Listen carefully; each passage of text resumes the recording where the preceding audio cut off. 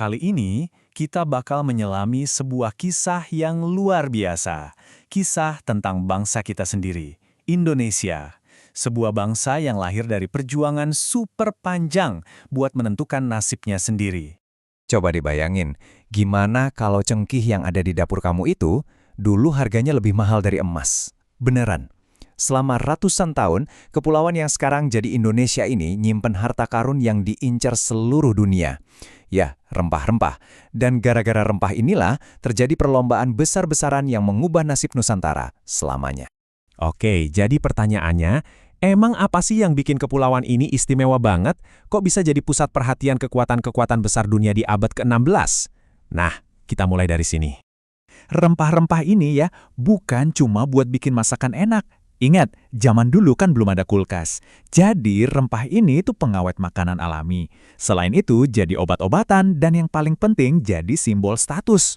Punya rempah di Eropa tuh sama kayak punya mobil mewah sekarang. Keren banget! Nah, karena harganya yang selangit itu, kapal-kapal dari seluruh penjuru dunia mulai berdatangan. Awalnya sih niatnya cuma mau dagang, ya kan? Tapi, lama-lama niat itu berubah. Dari sekedar berdagang, jadi pengen menguasai. Yang datang pertama itu Portugis. Mereka pinter. Mereka sadar, wah kalau kita bisa kontrol langsung dari sumbernya di Maluku, kita bisa potong semua perantara. Dan itu artinya, keuntungan yang didapat bisa gila-gilaan. Tapi ya jelas mereka nggak sendirian. Nggak lama, Spanyol datang. Terus Belanda juga nyusul. Masing-masing bawa ambisi sendiri-sendiri. Udah deh, persaingan jadi makin panas dan konflik mulai pecah di mana-mana. Dan buat menangin persaingan ini, Belanda ngeluarin kartu asnya, VOC. Dengerin ya, VOC ini bukan perusahaan dagang biasa. Ini tuh monster korporasi. Bayangin aja, perusahaan tapi punya tentara sendiri, bisa bikin perang, cetak duit sendiri, dan bahkan menjajah wilayah. Gila kan? Dan monopoli mereka yang kejam itu berlangsung hampir 2 abad. Nah, perubahan dari sekedar dagang jadi penjajahan total ini tentu aja nggak diterima gitu aja. Muncullah perlawanan-perlawanan sengit di seluruh Nusantara. Tapi sayangnya, perlawanan ini masih terpecah-pecah. Kita punya pahlawan-pahlawan hebat.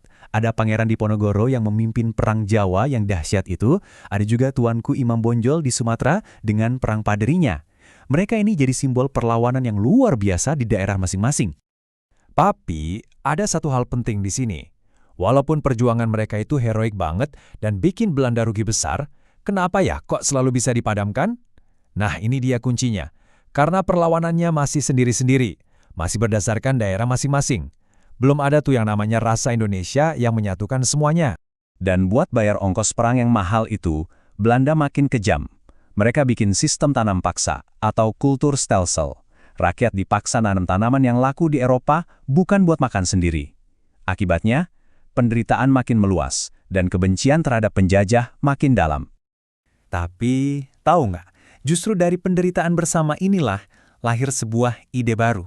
Di awal abad ke-20, muncul sebuah bentuk perjuangan yang sama sekali berbeda. Perjuangannya nggak lagi cuma angkat senjata di medan perang. Sekarang, arenanya pindah ke otak, ke pemikiran. Generasi baru yang terpelajar mulai sadar, hey, kita nggak akan pernah menang kalau berjuang sendiri-sendiri. Kuncinya cuma satu, persatuan. Dan puncak dari ide persatuan ini, wow, terjadi di tahun 1928. Momen yang kita kenal sebagai Sumpah Pemuda. Untuk pertama kalinya bayangin, anak-anak muda dari Jawa, Sumatera, Sulawesi, semua kumpul dan teriak dengan lantang. Mereka mendeklarasikan satu identitas, satu tanah air, satu bangsa, dan satu bahasa. Indonesia. Semangat persatuan ini terus membara sampai akhirnya sebuah kejadian besar di tingkat dunia, Perang Dunia II, datang dan secara nggak disangka-sangka justru membuka pintu terakhir menuju kemerdekaan. Memang sih, Perang Dunia ini membawa penjajah baru yang nggak kalah kejam, yaitu Jepang.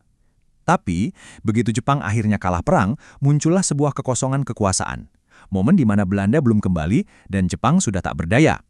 Begitu para pemimpin kita dengar kabar Jepang menyerah, mereka langsung berpikir cepat. Ini dia, ini kesempatannya. Momen emas ini nggak boleh disia-siakan.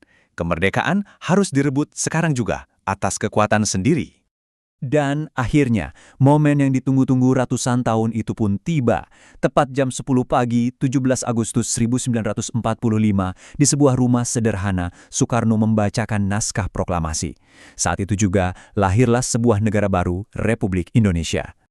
Tapi, perjuangan belum selesai. Proklamasi itu baru langkah pertama. Mempertahankannya dari gangguan luar dan membangunnya dari dalam, wah itu tantangan yang jauh lebih besar. Setelah ratusan tahun berjuang, gimana caranya sebuah bangsa yang baru lahir ini bisa menjaga kemerdekaannya? Nah, ini nih pertanyaan penting yang nggak cuma buat mereka waktu itu, tapi juga buat kita, sekarang. Ternyata, cara mempertahankannya bukan lagi dengan perang, tapi dengan membangun bangsa ini dari dalam. Gimana caranya? Ya dengan cinta sama negara kita, belajar sejarahnya, terus menjaga persatuan kita yang luar biasa beragam ini. Dan yang paling penting, kita harus jadi generasi yang pinter, yang berprestasi, yang bisa bikin Indonesia makin maju. Dan semangat ini bisa kita lihat di mana-mana. Dari hal kecil seperti anak-anak yang bermain bersama tanpa memandang perbedaan, sampai hal besar kayak atlet kita yang bikin bangga di panggung dunia. Semuanya adalah bagian dari perjuangan. Jadi, poin terpenting yang harus kita ingat dari semua ini adalah kemerdekaan kita ini bukan pemberian, bukan hadiah. Ini adalah hasil perjuangan, hasil darah, keringat, dan pengorbanan yang gak terkira. Kisah Indonesia ini ngingetin kita bahwa bangsa itu bukan cuma titik di peta, tapi sebuah ide yang harus terus diperjuangkan setiap hari. Jadi, pertanyaannya buat kita semua, peran apa yang akan kamu ambil dalam menulis bab selanjutnya dari kisah bangsa ini?